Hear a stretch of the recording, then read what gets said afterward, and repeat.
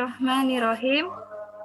Assalamualaikum warahmatullahi wabarakatuh. Innal hamdalillah nahmaduhu wa nasta'inuhu wa nastaghfiruh wa na'udzu billahi min syururi anfusina wa min sayyiati a'malina may yahdihillahu fala mudhillalah wa may yudlilhu fala hadiyalah. Asyhadu an la ilaha illallah wa asyhadu anna Muhammadar Rasulullah. Allahumma sholli ala sayyidina Muhammad wa ala ali Muhammad amma ba'du. Segala puji hanya milik Allah Subhanahu wa taala. Kita pun senantiasa memujinya, memohon pertolongannya, berharap ampunannya, dan meminta perlindungan kepada Allah Subhanahu wa taala dari kejahatan diri kita, dari keburukan amal kita. Salawat serta salam semoga senantiasa tercurah limpahkan kepada junjungan kita Nabi besar Muhammad sallallahu alaihi wasallam beserta keluarganya, sahabatnya, tabi'in, tabi'in, para aulia, para syuhada, para ulama, guru-guru kita, orang tua kita, dan kepada seluruh kaum muslimin, muslimat, mukminin dan mukminat. Sahabat muslimah tercinta, alhamdulillah kita bisa bertemu lagi pada acara kajian online yang senantiasa ditunggu-tunggu, yaitu Muslimah Bercerita. Pada hari Rabu, tanggal 15 Juli 2020. Sebelumnya, saya ingin menyapa semua sahabat muslimah yang selalu senantiasa mengikuti acara ini. Bagaimana kabar semuanya? Alhamdulillah ya, semuanya dalam keadaan baik. Saya doakan agar kita senantiasa diberikan kesehatan, kebaikan, keselamatan, dan kebahagiaan di dunia dan di akhirat. Amin ya rabbal alamin. Saya di sini tidak sendirian. Saya ingin menyapa dulu tamu kita, yaitu Ummu Zidni. Assalamualaikum, Ustazah Ummu Zidni. Waalaikumsalam. Assalamualaikum Ustazah. Waalaikumsalam warahmatullahi wabarakatuh. Apa kabar Ustazah? Alhamdulillah. Apa kabar baik. Ustazah? Alhamdulillah baik. Masya Allah. Ustazah sehat ya? Alhamdulillah. Bagaimana dengan Ummu Hadijah? Ustazah sehat ya Ustazah ya? Alhamdulillah sehat. Alhamdulillah. Bagaimana dengan Ummu Hadijah? Baik juga Ustazah. Ya. Alhamdulillah sehat Ustazah. Ya, sahabat solihah yang dicintai Allah Subhanahu wa taala, insya Allah dalam kesempatan ini yang malam yang sangat berbahagia ini kita akan membahas suatu tema yang sangat menarik, yaitu meneladani sahabiah Asma bin Yazid. Nah, untuk sahabat muslimah yang nanti ingin memberikan pertanyaan atau tanggapan, silakan di kolom komentarnya.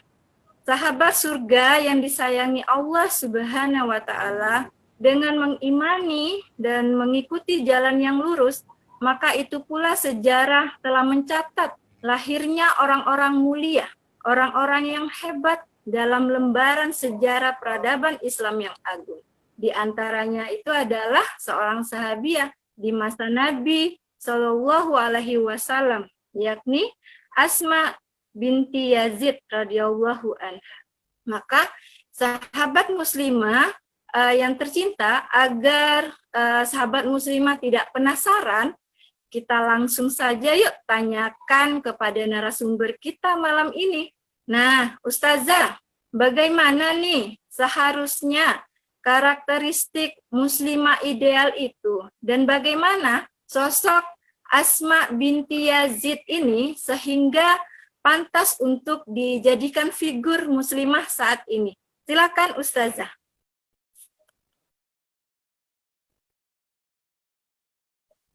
Baik, Ustazah.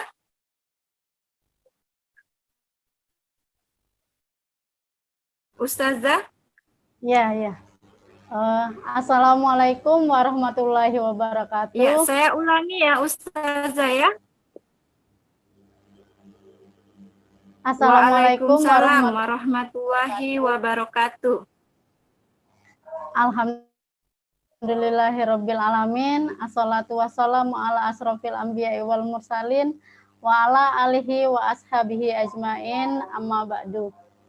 Alhamdulillah pada malam hari ini berbahagia sekali ya bisa berjumpa dengan sahabat muslimah di forum kita Muslimah Bercerita ya. Dan insya Allah ini adalah salah satu forum yang akan menambah wawasan keislaman kita, dan tentunya ini adalah salah satu taman-taman surga ketika di situ kita mendapatkan sesuatu yang akan membuat kita itu semakin mencintai Islam dan semakin dekat dengan Allah. Dan mudah-mudahan kita yang ada di sini ya mendapatkan ridho dari Allah Subhanahu wa Ta'ala. Salawat serta salam tidak lupa pula kita haturkan kepada tauladan kita, kekasih kita, Nabi Muhammad Sallallahu Alaihi Wasallam, beserta keluarganya, sahabatnya, serta umatnya yang senantiasa mengikuti jalannya hingga yaumil akhir nanti. Allahumma amin. Sahabat muslimah yang dirahmati oleh Allah, ya. Ketika kita berbicara tentang sosok muslimah ideal itu seperti apa gitu ya, tentunya pastilah kita itu akan mencari-cari walaupun mungkin banyak sekali profil muslimah yang bertebaran hari ini gitu ya, bertebaran di dunia mulai dari semenjak dunia ini lahir gitu ya sampai mungkin akhir zaman nanti akan muncul beragam muslimah. Nah, tapi kita sebagai seorang muslimah tentunya dengan banyaknya profil muslimah pastilah akan mencari sosok muslimah yang bisa kita teladani atau yang bisa kita tiru untuk meneladani kehidupannya. Nah, salah satunya seperti yang disebutkan tadi Ummu Khadijah gitu ya, bahwa ada salah seorang sahabiah yang itu tercatat dalam tinta sejarah peradaban Islam, yaitu sahabiah yang bernama Asma binti Yazid.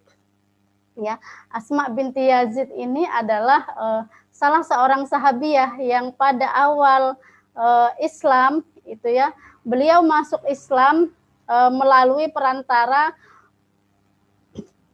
Mus'ab bin Umair yang waktu itu menjadi dutanya Rasulullah di Madinah gitu ya. Jadi beliau termasuk orang-orang yang awal masuk Islam pada saat itu. Nah, ketika beliau ini bersentuhan dengan Islam ya, nah itu membuat perubahan yang begitu besar kepada beliau khususnya gitu ya. Nah, bagaimana akhirnya memiliki ya, beliau ini dikatakan memiliki keimanan yang luar biasa ya pada saat itu, kemudian keberanian, kemudian juga beliau itu dikenal sebagai seseorang yang sangat haus dengan ilmu ya. Bahkan dikatakan beliau itu hampir tidak pernah ketinggalan yang namanya majelis ilmu ya, yang itu dihadiri oleh Rasulullah gitu ya. Beliau itu pasti hadir dan sangat khawatir ketika beliau ketinggalan salah satu saja dari majelis ilmu. Nah, tidak hanya itu gitu ya, bahwa beliau ini ya Asma binti Yazid ya, nama lengkap beliau itu adalah Asma binti Yazid bin Sakan bin Rafi. Nah, ini dari golongan Ansoriyah. Nah, ini beliau juga dikatakan seseorang muslimah yang banyak meriwayatkan hadis ya. Karena apa? Karena beliau tadi itu ya selalu hadir di majelisnya Rasulullah, sehingga banyak sekali hadis-hadis yang sampai dari Rasulullah itu beliau riwayatkan. Tidak kurang itu sekitar 81 hadis yang beliau riwayatkan. Dan tentunya ya beliau sangat dengan keseriusannya, dengan kecerdasannya gitu ya, ini mudah sekali gitu ya menangkap apa yang disampaikan oleh Rasulullah. Ketika ada sesuatu yang tidak paham, maka Asma binti Yazid ini akan langsung bertanya. Dan salah satunya ya sahabat muslimah, ketika pernah suatu ketika ya beliau ini ketika pada saat itu sedang berkumpul dengan para sahabatnya, ya para sahabat muslimah tentunya. Nah ini para sahabat muslimah pada saat itu seolah-olah mengadu ya, mengadu kepada Asma binti Yazid gitu ya, bahwa dengan kondisi mereka gitu ya, bagaimana pingin caranya agar dapat pahala yang banyak seperti kaum laki-laki. Nah lengkapnya itu seperti ini gitu ya. Jadi ketika mendengar pengaduan seperti ini, akhirnya Asma binti Yazid ini langsung datang ya kepada Rasulullah gitu ya. Pada saat itu Rasulullah itu sedang berkumpul dengan para sahabatnya. Nah, disinilah keberanian beliau itu ya tidak malu-malu bertanya gitu ya, tidak malu bertanya untuk menanyakan sesuatu agar lebih paham ya, mengetahui sesuatu.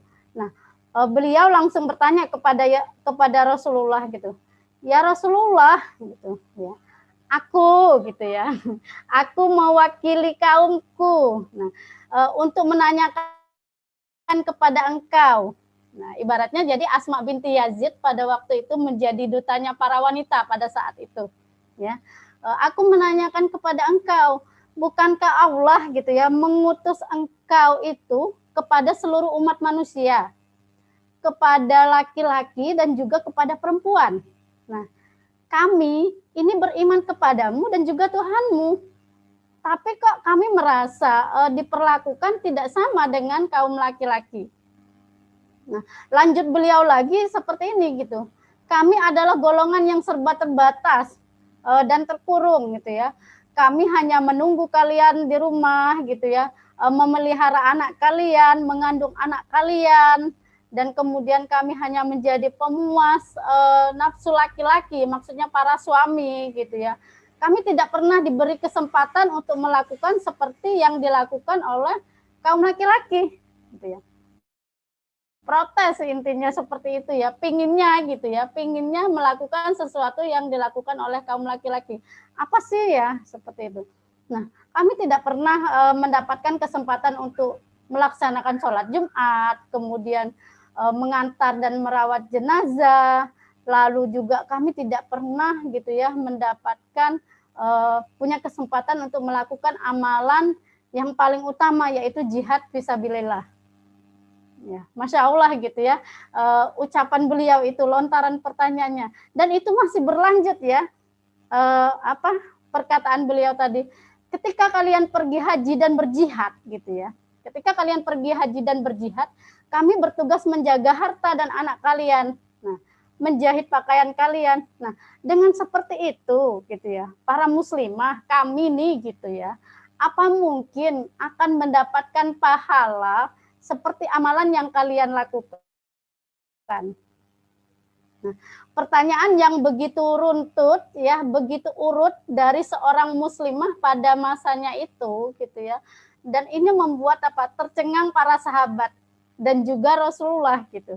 Nah, Rasulullah tidak langsung menjawab gitu ya, tidak langsung menjawab pertanyaan Asma binti Yazid ini, tetapi beliau memalingkan bertanya kepada para sahabat gitu ya pada saat itu, apakah pernah kalian gitu ya mendengar pertanyaan yang lebih baik dalam hal agama seperti yang ditanyakan oleh perempuan ini ya. Nah, para sahabat kemudian lantas menjawab gitu ya, ya Rasulullah gitu ya, kami tidak pernah menyangka dan berpikir bahwa perempuan ini, maksudnya si Asma binti Yazid ini, akan bertanya sedemikian jauh. Nah, kagum ya, artinya mereka dalam hal ini gitu ya.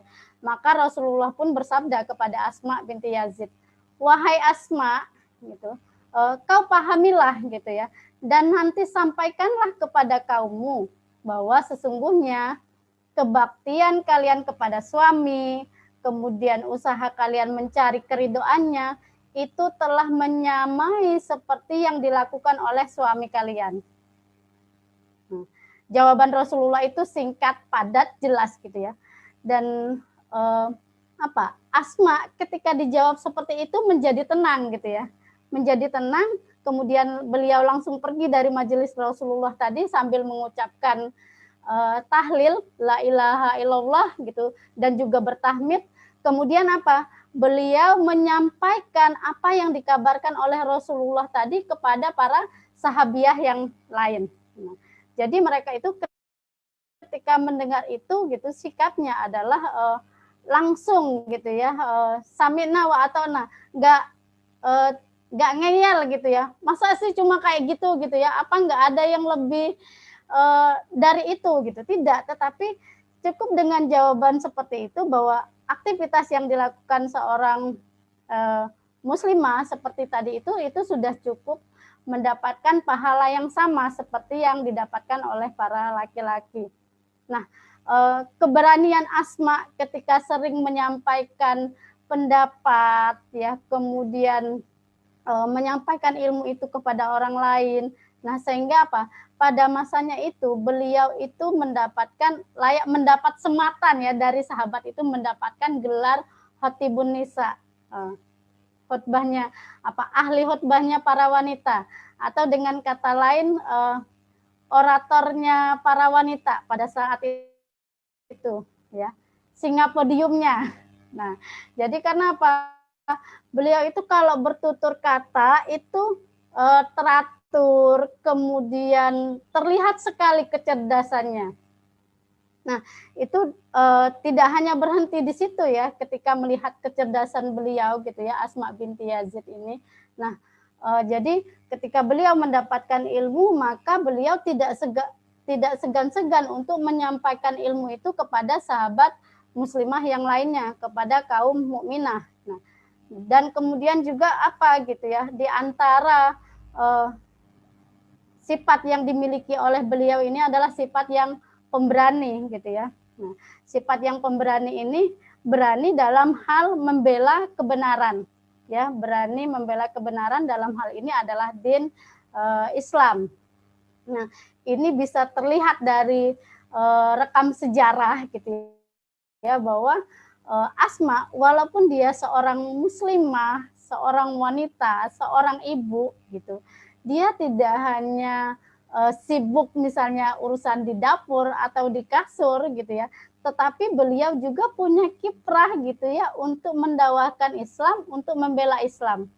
Nah, terlihat sekali ini ketika gitu ya, selain tadi beliau itu selalu hadir di majelis ilmu, nah beliau juga pernah gitu ya ikut terlibat di dalam peristiwa perang Khandaq.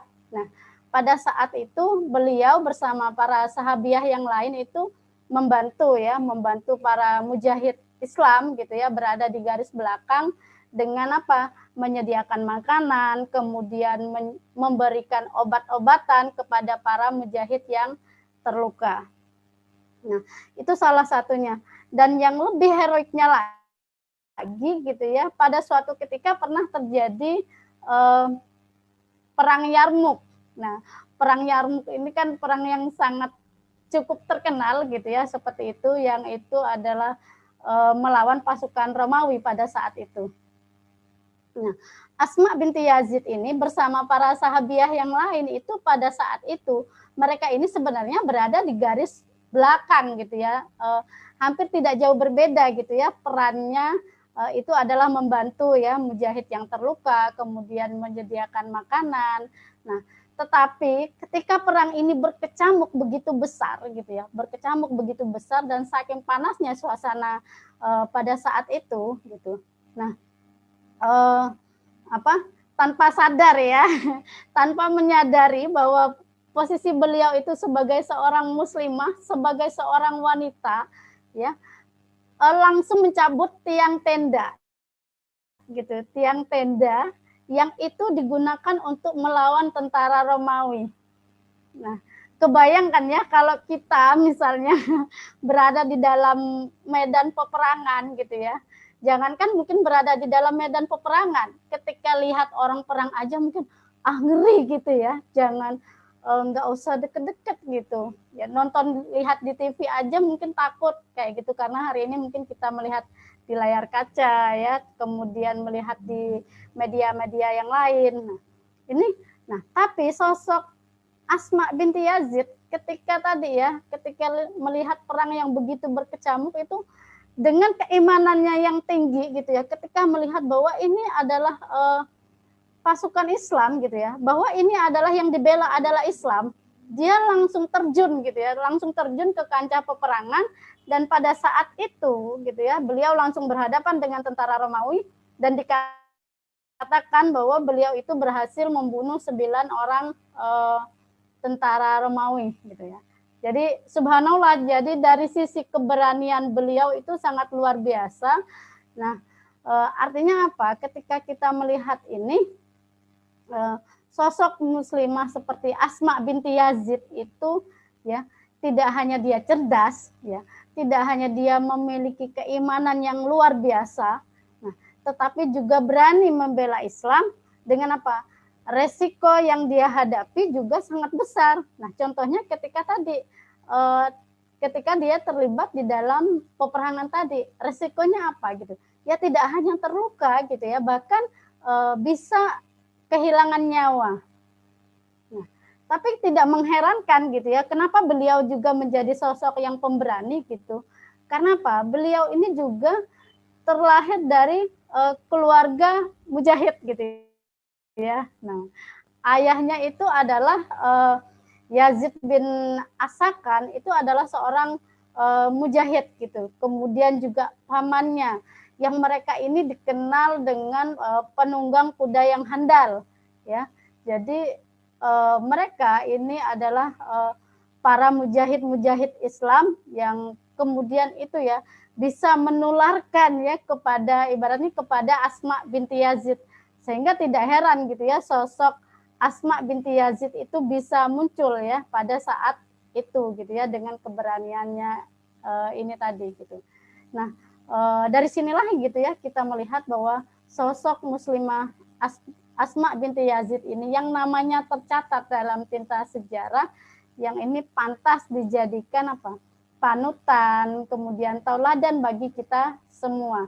Nah, keinginannya gitu ya untuk selalu tahu tentang ilmu yang itu adalah menjadi bekal di dalam kehidupan, kemudian menyampaikan kepada orang lain, membuat dia itu selalu haus gitu ya, tidak pernah berhenti untuk mencari ilmu, dan ilmu itu tidak berhenti kepada dirinya saja tetapi dibagikan kepada orang lain. Sehingga apa? Ya memang jejaknya itu bisa kita lihat sampai sekarang. Jadi teladan yang sangat patut kita tiru ya sampai kapanpun itu. Nah, mungkin itu yang bisa saya sampaikan dulu, Umi Khadijah. Ya, terima kasih Ustazah Umu Zidni. Masya Allah ya, luar biasa sahabat muslimah atas gambaran yang sudah dipaparkan oleh Ustazah Umu Zidni tadi. Sejatinya kita memang harus mengikuti atau mentauladani sosok perempuan hebat seperti Asma binti Yazid ini. Masya Allah ya, baiklah. Mengingatkan kembali sahabat muslimah, jika ada yang ingin memberikan tanggapan dan pertanyaan, silahkan di kolom komentarnya. Nah, Ustazah, ada pertanyaan yang masuk ini. Pertanyaannya seperti ini, apa hikmah yang bisa diambil dari kisah Asma binti Yazid untuk muslimah saat ini dengan tantangan kehidupan yang tidak diatur dengan Islam? Terima kasih Ustazah.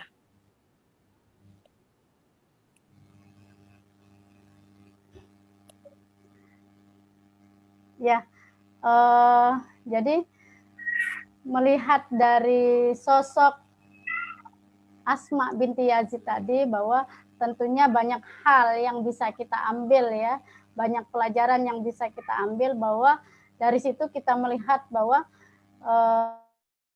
betapa ya seorang muslimah itu dia harus haus dalam mencari ilmu, tidak pernah puas dengan ilmu yang dia miliki.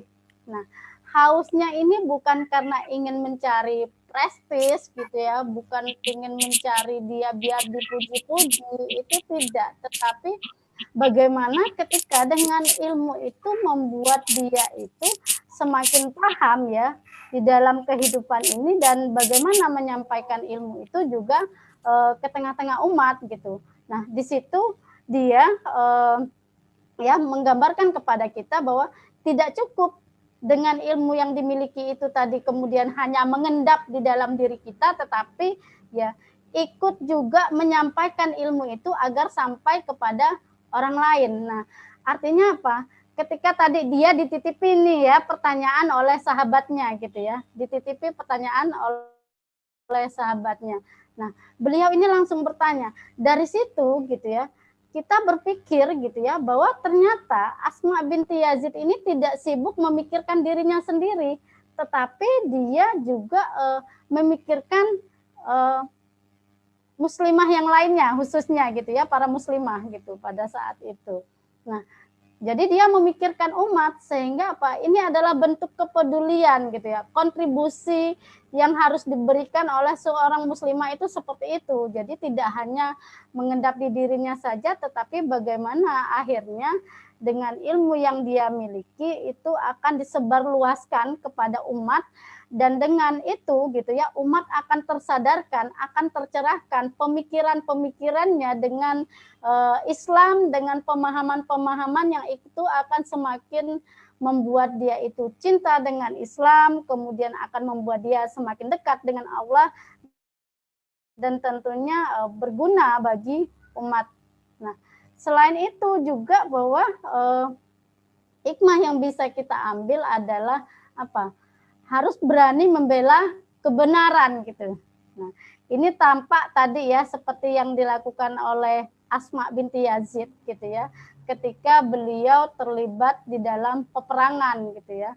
Nah, tidak hanya di situ, artinya apa? Kita melihat ketika dia melihat sebuah din ini, din Islam yang mulia gitu ya, itu ibaratnya dihina atau ingin dihancurkan. Nah, ini beliau berani membela gitu ya, membela kebenaran. Dalam hal ini adalah membela Islam walau apapun resikonya. Nah, ini memberikan sikap kepada kita gitu ya, memberikan contoh kepada kita bahwa ketika kita mungkin juga menyampaikan Islam ke tengah-tengah umat, itu juga akan berhadapan dengan resiko ya. Ketika mungkin kita menyampaikan Islam, toh mungkin orang belum tentu suka gitu ya, mungkin orang belum tentu senang gitu, dan berhadapan dengan resiko yang lebih banyak lagi gitu ya, seperti itu, sampai bisa jadi terancam nyawanya. Tetapi dengan keimanan yang dimiliki ya, keimanan yang tinggi itu tidak membuat dia itu mundur gitu ya, tidak membuat dia itu mundur, ngapain sih saya ikut seperti ini gitu ya, ya sudah saya enak-enakan aja lah misalnya di rumah gitu ya, di dapur gitu, apa tiduran, atau mungkin kalau hari ini dengan media yang ada asik nonton TV aja seharian, atau sibuk aja di chattingan kayak gitu, tidak gitu ya. Tetapi apa, beliau mencontohkan kepada kita bahwa kontribusi tidak hanya sebatas tadi menuntut ilmu, tetapi menyampaikan. Nah, kemudian juga ketika memang menuntut harus ikut terlibat gitu ya, walaupun itu ancamannya adalah nyawa. Nah, dengan berani gitu maju ke medan gitu ya, medan perang pada saat itu gitu. Artinya ini adalah yang termahal, ibaratnya yang terancam adalah nyawanya. Nah, karena kita tahu nanti Asma binti Yazid itu akhirnya juga banyak mengalami luka-luka pada saat itu ya, pada saat peperangan itu. Tetapi ini tidak membuat beliau itu mundur pada saat itu. Karena apa? Ya beliau tahu bahwa ini adalah resikonya, dan tentunya andaikan dia misalnya mati gitu ya, ya itu adalah pahalanya syahid, ya Allah itu ridho gitu, seperti itu. Nah, tapi hari ini gitu ya, kita melihat gitu ya, ketika kita ingin menjadi sosok seperti Asma binti Yazid gitu ya, banyak tantangan yang kita hadapi. Nah, muslimah hari ini berhadapan dengan sistem apa berhadapan dengan sistem yang hari ini tidak begitu mensupport para muslimah untuk bisa misalnya menuntut ilmu begitu banyak. Kemudian karena apa gitu ya? Karena mereka pada akhirnya banyak yang terseret dengan arus kapitalisme yang memaksa mereka gitu ya, memaksa mereka mungkin untuk terjun keluar rumah gitu ya, terjun keluar rumah dalam artian mereka harus sibuk mencari nafkah karena apa? Tidak tidak tercukupinya misalnya kebutuhan hidup mereka karena sistem yang hari ini membuat hidup itu banyak menemui kesulitan. Ya, ibaratnya kita tahu lah ya, misalnya biaya kesehatan itu kita harus bayar, kemudian mahal, biaya pendidikan yang tinggi gitu ya. Kalau ingin berkualitas tentunya harus menyediakan uang yang banyak juga. Sementara mungkin para suami atau mereka yang mencari nafkah itu tidak mencukupi gitu. Nah, sehingga mau tidak mau mereka ikut terjun di sana gitu. Seperti itu. Ya, tersibukkan dengan tidak bisa misalnya tadi dengan untuk mencari ilmu. Nah, kemudian juga apa? Ya, muslimah hari ini dengan kondisi seperti ini juga banyak di antara mereka bukan karena keterpaksaan, tetapi mereka justru terseret arus liberalisme gitu ya, arus yang menganggap mereka itu akan lebih mulia, lebih berharga ketika mereka mendapatkan posisi yang bergengsi di tengah-tengah masyarakat. Sehingga apa? Mereka mengabaikan peran mereka sebagai seorang ibu, sebagai seorang pengatur rumah tangga, ya bahkan mereka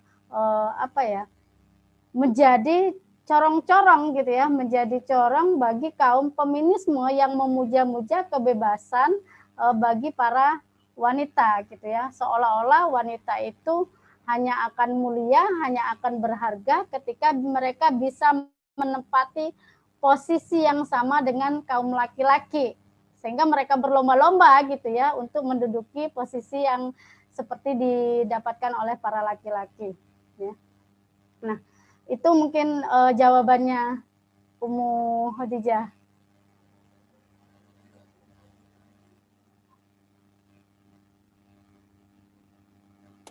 Baiklah, jazakillah khairan kasiran atas jawabannya Ummu Zidni. Masya Allah ya, sahabat muslimah. Semoga pertanyaan sahabat muslimah terjawab ya. Mengingatkan lagi buat sahabat muslimah, jika ada yang ingin memberikan tanggapan dan pertanyaan, silahkan di kolom komentarnya. Masya Allah ya, sahabat muslimah, dari paparan Ustazah tadi, berarti kita bisa mengambil pelajaran bahwa sistem kehidupan kita sekarang ini rusak, gitu kan, sehingga kita sulit menemukan sosok seperti Asma binti Yazid. Nah, Ustazah ada pertanyaan nih dari akun Novita Ummu Musyahbita. Nah, pertanyaannya, bagaimana agar kita bisa berani seperti Asma bin Yazid? Lalu bagaimana Islam mampu melahirkan sosok-sosok seperti Asma binti Yazid ini? Terima kasih, Ustazah.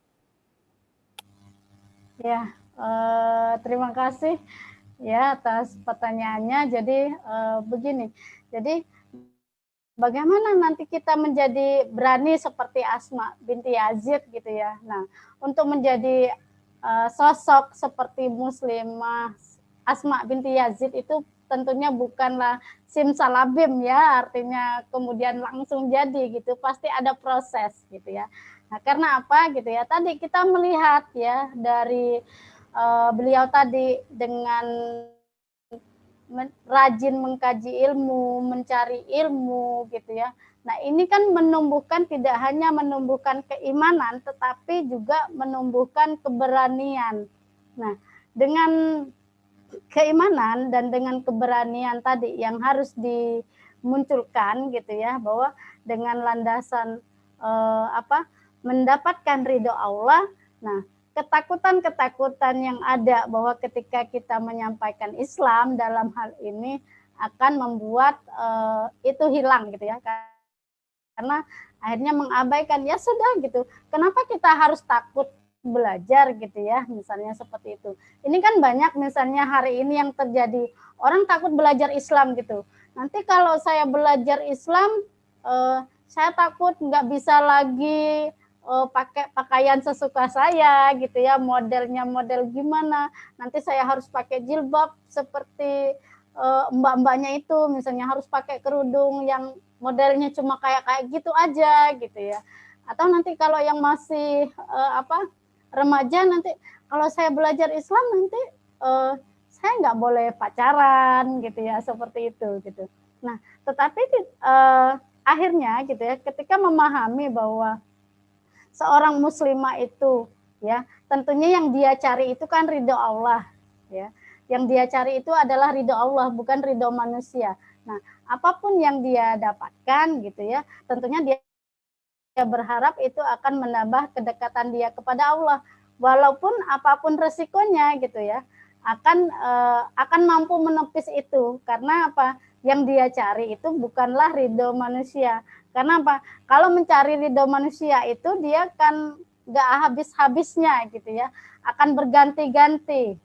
Kalau kita begini mungkin dia suka, kalau kita begitu nanti dia nggak suka. Nah, padahal bisa jadi nanti, karena apa? Yang namanya manusia itu nanti suka atau tidaknya itu bukan lagi berdasarkan itu diridhoi oleh Allah atau tidak gitu, tetapi hanya berdasarkan perasaan dia, hawa nafsu dia. Jadi standarnya itu nanti beda gitu ya, seperti itu. Nah, maka disinilah bahwa kita mencari harus kembali kepada rambu-rambu yang diberikan oleh Islam, khususnya bahwa kita itu ketika kita belajar gitu, itu akan membuat kita semakin taat kepada Allah, semakin dekat dengannya, sehingga kita tidak takut dengan apapun itu gitu. Apalagi tadi menyampaikan Islam ke tengah-tengah umat. Karena kalaupun resikonya itu yang terbesar itu mati misalnya, seperti itu gitu ya. Apakah mereka yang tidak berdakwah, apakah mereka yang tidak taat kepada Allah itu tidak akan mati? Tuh. Nah, pastinya juga akan menemui kematian gitu kan. Nah, jadi tidak ada hal yang perlu ditakuti gitu ya. Karena apa? Sekali lagi yang kita cari itu adalah ridho Allah.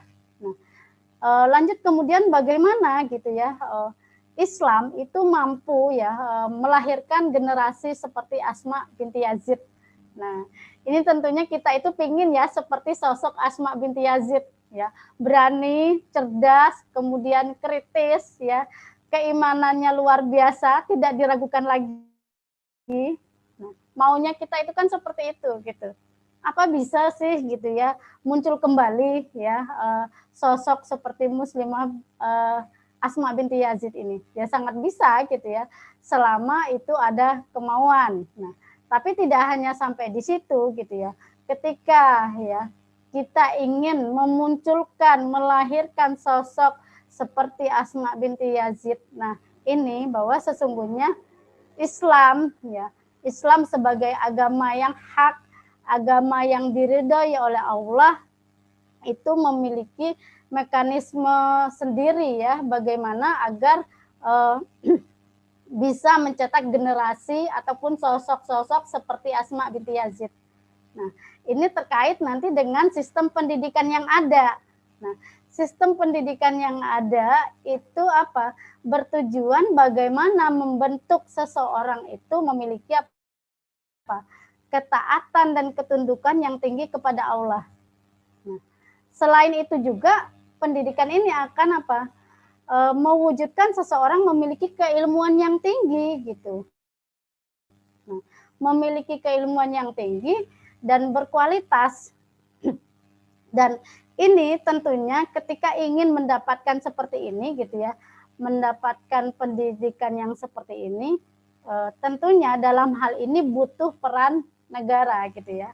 Peran negara bagaimana agar setiap orang, setiap warga negara itu bisa mendapatkan pendidikan itu secara gratis ya. Kalau hari ini kan kebayang ya, kita ingin mendapatkan pendidikan yang bagus, yang berkualitas, itu harus menyediakan ya uang yang banyak, katakanlah seperti itu. Tidak ada yang gratis hari ini gitu ya, seperti itu. Nah, dari sini bahwa negara itu menjamin gitu ya, bahwa setiap warga negara itu memiliki ya kesempatan untuk belajar dan harus belajar gitu, dituntut untuk belajar. Ya, agar apa tadi, memiliki keilmuan juga ya, menjadi apa, nanti menjadi sosok-sosok yang tentunya berkualitas ya.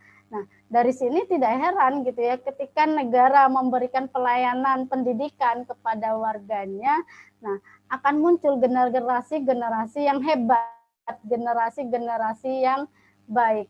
Nah, ini negara akan memberikan apa, layanan pendidikan secara gratis, ini tentunya apa, ya tidak bisa dengan sendirinya, tentunya dia ditopang dengan sistem ekonomi yang dijalankan oleh negara tersebut gitu. Nah, sistem ekonomi yang tentunya ini bagaimana dia berlandaskan kepada yang diatur oleh Allah gitu. Nah, tidak hanya di situ gitu ya, tidak cukup sampai sistem ekonominya saja gitu ya. Bagaimana akan muncul sosok generasi seperti ini gitu ya. Dia didukung juga adalah sistem sosialnya yang ada gitu. Nah, kemudian sistem politik termasuk apa, media. Nah, dalam hal ini maka negara gitu ya, dia berfungsi akan mengontrol ya bagaimana agar negara dalam hal ini ya, ketika dia memiliki seorang pemimpin, dia itu akan meriayah seluruh urusan umatnya, bertanggung jawab kepada umatnya agar mendapatkan semua itu semua gitu ya. Dan ini mengarah kepada asas yang sama, yaitu asas Islam. Nah, maka disinilah gitu ya, ketika kita ingin memunculkan kembali sosok seperti Asma binti Yazid atau kalangan sahabat-sahabat yang lain, sahabat-sahabat yang hebat gitu ya. Nah, ini dibutuhkan peran negara. Nah, tidak hanya peran individu saja ataupun sekelompok masyarakat atau mungkin grup-grup parenting gitu ya, dengan harapan akan muncul sosok seperti Asma binti Yazid, udah kita sekolahin misalnya di sini aja gitu, atau dikelompokkan di sana aja, itu tidak. Tetapi di sinilah dibutuhkan peran negara secara optimal, bagaimana memberikan riayah kepada umatnya. Nah, dan riayah ini gitu ya, sistem ini hanya akan bisa berjalan, hanya akan bisa ada ketika sistem ini menerapkan sistem yang digariskan oleh Allah dan Rasulnya. Dalam hal ini adalah Islam ya, bukan yang lain. Sehingga tidak hanya sosok seperti Asma binti Yazid gitu ya, yang akan lahir dari generasi peradaban Islam gitu ya, tetapi kita melihat bahwa ketika dengan sistem Islam itu mampu melahirkan generasi-generasi hebat pada masanya. Yang mungkin kalau kita hari ini sering mendengar misalnya ada Muhammad Al-Fatih, kemudian ada Fatimah Al-Fihri, dan itu adalah orang-orang yang luar biasa yang lahir dari sebuah peradaban yang itu adalah peradaban Islam di dalam sistem daulah Islam. Ya, mungkin seperti itu jawabannya, Ibu Khadijah. Baik, Masya Allah ya, jawaban yang sudah dipaparkan oleh Ustazah Umu Zidni tadi. Nah, Ustazah, masih ada satu pertanyaan nih dari akun Mbak Bay. Kalau ada yang mempermasalahkan gerak kita dalam berdakwah atau sering keluar rumah yang dianggap tidak menjaga iffah dan izah, itu bagaimana Ustazah? Mengingat wanita itu adalah fitnah gitu. Silakan Ustazah Umu Zidni. Ya, sebenarnya Islam gitu ya, ketika memberikan taklif gitu ya kepada kita, khususnya juga para wanita gitu ya, karena taklif untuk menuntut ilmu, kemudian menyampaikan ilmu itu tidak khusus kepada laki-laki saja, tetapi juga kepada perempuan. Nah, dalam hal ini gitu ya, tadi ketika kita mendapatkan ilmu, tentunya kita tidak ingin hanya mengendap di dalam diri kita, gitu ya. Apalagi ini terkait bagaimana menyelamatkan seseorang itu untuk kehidupan akhiratnya, ya. Nah, dalam hal ini berarti apa? Butuh aktivitas amar ma'ruf nahi mungkar. Nah, Islam itu sudah memberikan rambu-rambu kepada kita bahwa ketika kita ini sebagai seorang muslimah ya, tidak hanya sibuk berkutat misalnya di dapur atau di sumur saja, tetapi apa? Kita bisa memberikan kontribusi yang nyata ya bagi kerusakan umat saat ini ya. Karena kita tidak akan mungkin gitu ya, kalau kita merasa peduli dengan kondisi masyarakat hari ini, pastilah gitu ya ada greget dalam diri kita itu bagaimana agar umat itu memiliki pemahaman yang sama dengan kita gitu ya. Misalnya, oh yang seperti ini halal, yang seperti ini haram. Nah, untuk itu butuh ilmu gitu. Maka kita harus menyampaikan kepada mereka. Nah, hanya saja gitu ya, ketika kita gitu ya, misalnya dianggap bahwa ketika seseorang beraktivitas dakwah ternyata itu misalnya melalaikan tugas dia sebagai seorang ibu. Nah, ini sebenarnya ini kembali kepada manajemen dirinya gitu ya. Manajemen dirinya bagaimana dia bisa mengatur waktunya. Ya, jadi jangan disalahkan misalnya, gara-gara dakwah akhirnya kerjaan rumahnya terlantar gitu ya, seperti itu. Atau gara-gara misalnya saya ingin dakwah gitu ya, tapi saya khawatir gitu ya, akhirnya anak saya nggak terurus gitu. Nah, ini sebenarnya persoalan manajemen gitu ya. Dan kemudian kalau misalnya wanita itu ketika berdakwah kok dianggap sebagai fitnah, kok saya kurang setuju gitu ya. Karena apa gitu ya? Karena para sahabiah itu mencontohkan bahwa mereka itu melakukan aktivitas dakwah juga gitu. Kalau misalnya dakwah itu ternyata mereka harus keluar rumah dan itu dianggap fitnah, pastilah Rasulullah gitu ya akan melarang pada saat itu, iya kan? Nggak mungkin gitu ya Rasulullah itu nyuruh misalnya seperti tadi Asma tadi nyampaikan kepada yang lain, kan mau nggak mau tuh Asma itu kan pasti keluar rumah gitu ya. Nah, tetapi dengan seperti itu kita melihat bahwa Asma melakukan itu tadi dengan aktivitas dakwah itu bukanlah sesuatu hal yang fitnah. Yang beda lagi kalau misalnya ternyata ya misalnya kalau dia misalnya dandan menor gitu ya, nah itu memang akan menyebabkan fitnah gitu. Tetapi kalau kita itu sesuai dengan rambu-rambu Islam gitu ya, misalnya seorang muslimah ketika dia keluar rumah harus menutup auratnya dengan rapi, dengan jilbab, dengan kerudung gitu, kemudian tidak tabarruj, kemudian yang dia dakwahi juga para wanita, ya insya Allah tidak akan menimbulkan fitnah gitu ya, selama tadi kita mengikuti rambu-rambu yang sudah digariskan oleh Islam, sehingga tetap ada kesempatan kepada kita untuk menyampaikan Islam itu di tengah-tengah umat. Karena apa gitu ya, kalau kita itu memahami sesuatu ilmu kemudian kita tidak mau menyampaikan kepada umat, itu diperingatkan apa disebut sebagai setan bisu. Nah, dan hari ini ya tantangan yang kita hadapi itu ketika melihat sistem yang rusak hari ini, maka kita sebagai muslimah harus lebih semangat lagi gitu ya menuntut ilmunya dan juga apa menyampaikannya kepada umat gitu ya. Karena apa gitu ya? Karena sistem yang hari ini kalau kita biarkan terus gitu ya, ini akan membuat umat itu semakin rusak.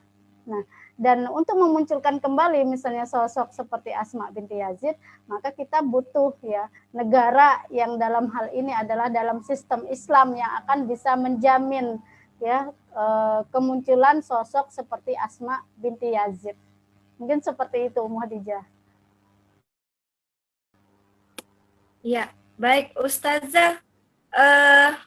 saya sangat tertarik ya Ustazah ya, bahwa peran media edukatif di dalam Islam itu membentuk kepribadian seperti Asma binti Yazid tadi gitu kan. Nah, maka ini seperti apa Ustazah untuk kita tuh mendidik kepribadiannya agar seperti Asma binti Yazid ini?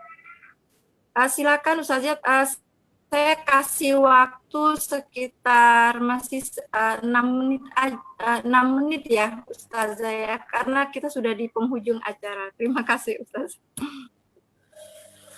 Iya.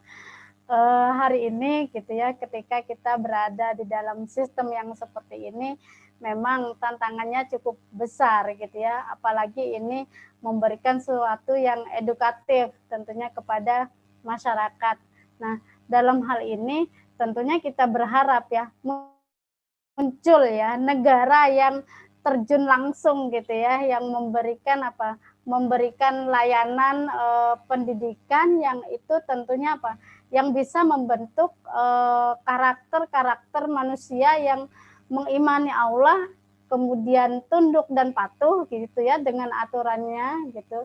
Nah, juga memberikan keilmuan yang tentunya itu berdaya guna gitu ya bagi umat gitu ya, sehingga ini tidak bernilai sia-sia gitu. Apalagi misalnya dalam hal ini adalah ketika media misalnya pendidikan gitu ya, tidak hanya didapatkan dari misalnya ketika kita harus bertatap muka gitu ya, tetapi juga lewat media-media yang lain. Nah, dalam hal ini kontrol negara lah yang sangat memegang peranan penting ya. Karena pengaruh dari media, pengaruh pendidikan itu apa yang diberikan, muatan pendidikan itu akan berpengaruh kepada hasilnya. Nah, kita melihat tadi Asma binti Yazid, kenapa kok hasilnya seperti itu? Ya karena yang diberikan itu adalah sesuatu yang membuat Asma binti Yazid menjadi orang yang beriman ya, semakin tinggi keimanannya, kemudian keilmuannya, kecerdasannya itu bisa bermanfaat bagi umat. Nah, seperti itu. Jadi dalam hal ini memang hari ini kita membutuhkan sebuah sistem, dalam hal ini adalah sistem Islam yang akan memberikan pendidikan ya, layanan pendidikan kepada umat yang itu memberikan sesuatu yang berguna bagi umat dan tentunya membawa umat ini menjadi sebuah peradaban seperti peradaban Islam seperti sebelumnya gitu ya. Dan ini hanya ada di dalam sistem Islam. Mungkin seperti itu. Ya, baiklah, Masya Allah ya jawabannya. Nah, Sobat Muslimah, dari kisah sahabiah yang tadi sudah dipaparkan oleh narasumber kita, ini baru sebagian saja ya dari sahabiah yang lainnya, karena ternyata masih banyak sahabiah-sahabiah yang akan memberikan inspirasi buat kita. Kita melihat sosok Asma binti Yazid ini itu sudah sangat luar biasa. Dan tadi juga disebutkan oleh narasumber kita bahwa agar terlahir generasi peradaban yang mulia, maka kita butuh sistem Islam yang bernama Khilafah Islamiyah. Kita sangat merindukan agar segera hadir di tengah-tengah umat, di tengah-tengah kaum muslimin, agar banyak generasi kita terlahir seperti generasi para sahabiah tadi. Baiklah, kita sudah di penghujung acara ya, Ustazah. Saya ucapkan terima kasih buat narasumber kita malam ini, Ustazah Ummu Zidni yang telah membagikan ilmunya kepada kita semua yang mengikuti acara malam ini.